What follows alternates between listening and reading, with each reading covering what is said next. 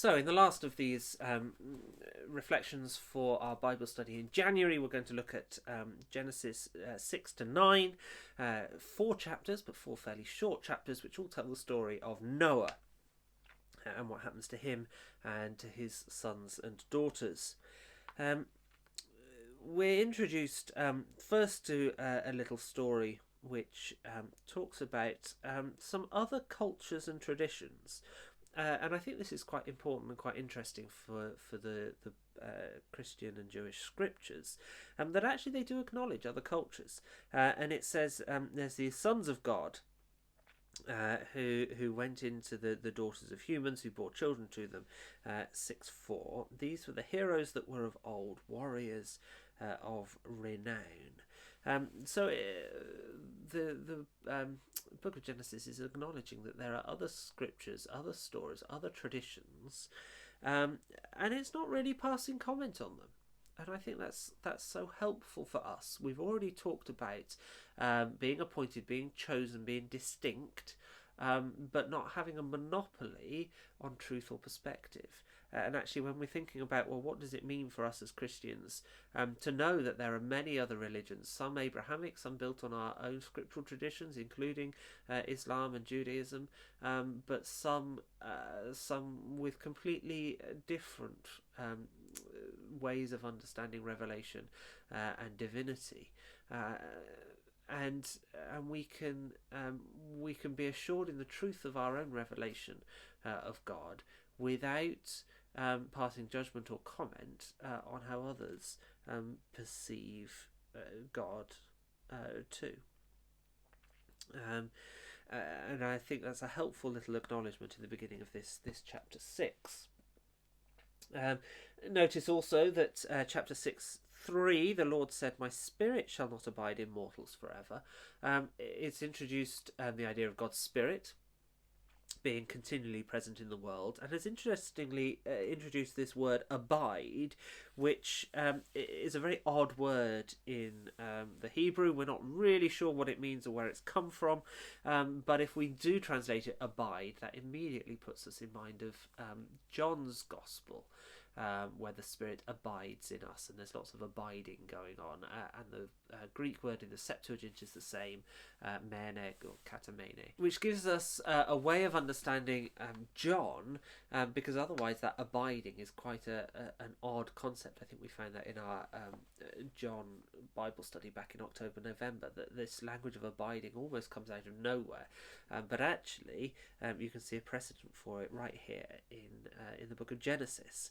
That actually that continual presence, but also intentionality and purpose and guiding by God to make sure that we are fruitful, which is part of the definition of being human that God wants for us, that we see here. But this introduces this story about Noah and the great flood, which is introduced by God acknowledging what has happened already because of the freedom that he has gifted to us, and he is sorry for it, and it grieves him to his heart. And particularly when we're looking around at the church at the moment and wondering why it's so difficult to say sorry for things, we have God being sorry for what he's done here in Genesis. And that's an apology. It's also grief, and perhaps recognising apology as a form of grief and bereavement might just help us to engage more constructively, more fruitfully with apology and restoration of relationships today.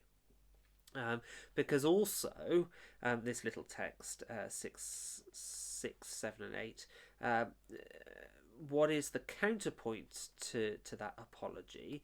But actually it is finding purpose, finding restoration of relationship, and finding favour in the other party, in this case Noah. So those things can help redress that bereavement, that grief, which comes from sorrow. And that really is what chapters 6, 7, 8, and 9 are about that restoration, about how God goes about reconciling the fact that he's sorry for creating the world as it is. And he instructs Noah to build this ark, and we're now using language which, with hindsight, we recognise is overtly religious. The ark is used to describe the Ark of the Covenant later on, which is the dwelling place of God. But we've also got certain rituals, certain responses to God's authority, which we haven't seen before. So this is the beginning of language about worship, about religion, that actually we haven't seen before, that we haven't had a need for before. And notice that the ark that Noah builds is built to specific dimensions. God revealed dimensions just in the same way that the temple and the Ark of the Covenant are later on. So that's sort of inviting us to think about religion as this this way of describing apology, restitution and restoration of relationship, and being in a creative tension with the authority of God, which again I think is an interesting way of understanding religion. But what is this religious activity about? The rest of chapter 6 is about gathering. That's so important for our religion, as it is for Noah. It's about food and living. Notice that actually the animals, many of the animals, are given to Noah for food.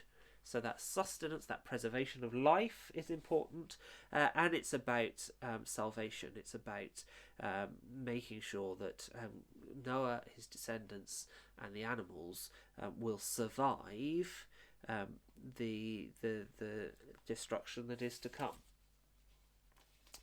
So Noah 7:1 is righteous before God.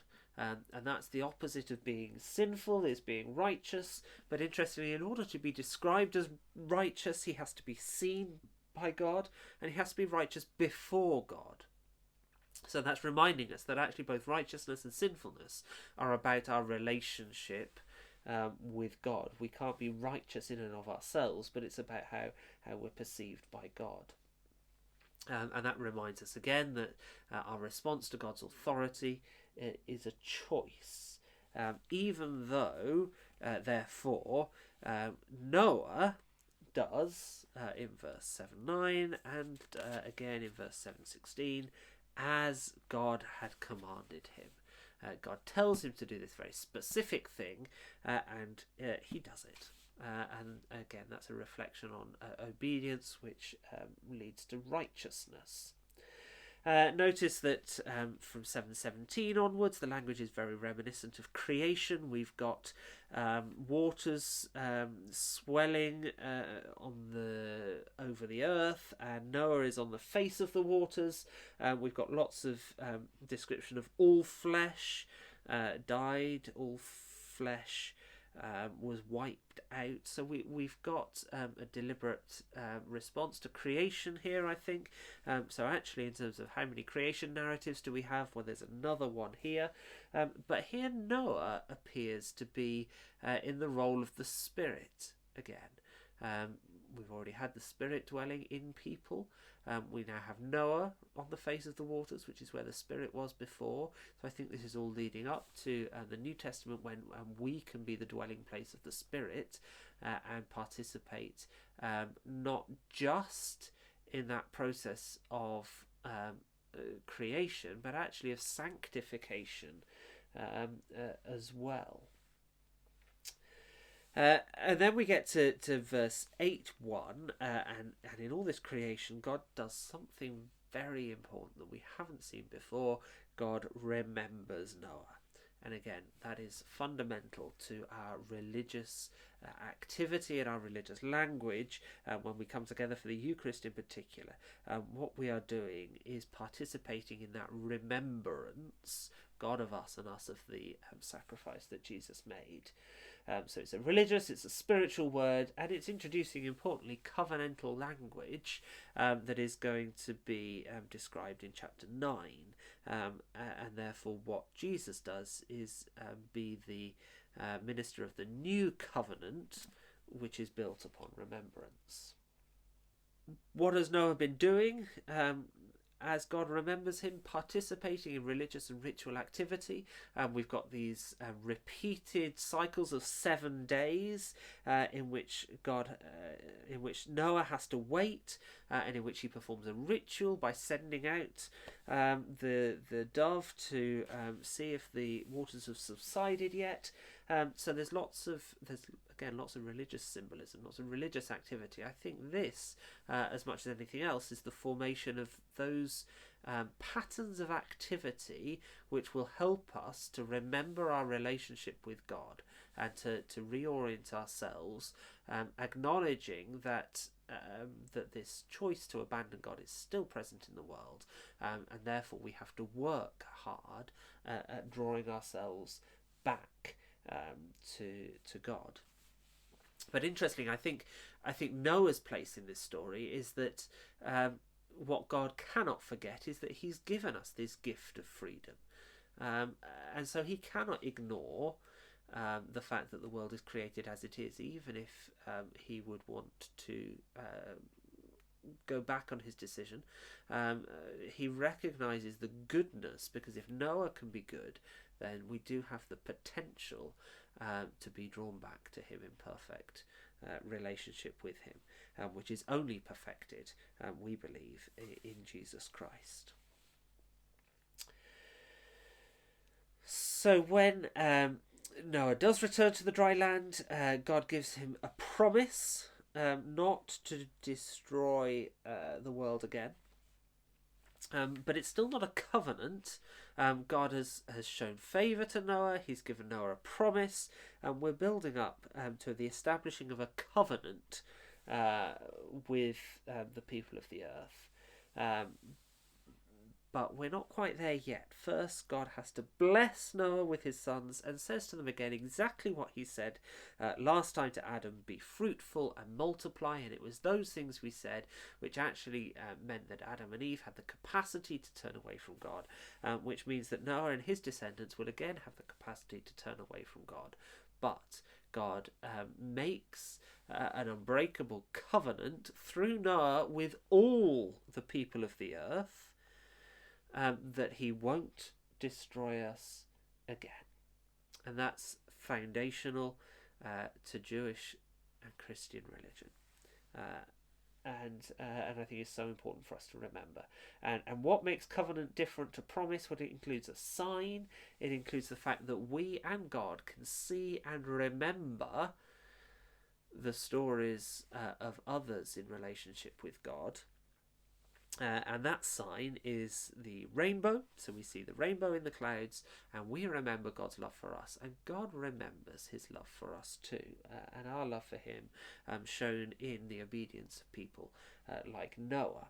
And so actually I think Genesis 9 sets us up then for hearing the stories of lots of other people, and the way that Genesis invites us to enter into those stories now takes on a slightly different mode of storytelling and theologizing, because it's set up what creation means through these first 9 chapters, which I hope you've appreciated reading sort of in one continuous go, because they are so foundational to our faith. They are so important. They do raise so many questions, so I hope you do think carefully about them, and as I said before, do raise them with me either through the comments on this video, through other means of communicating with me, or through our in-person Bible study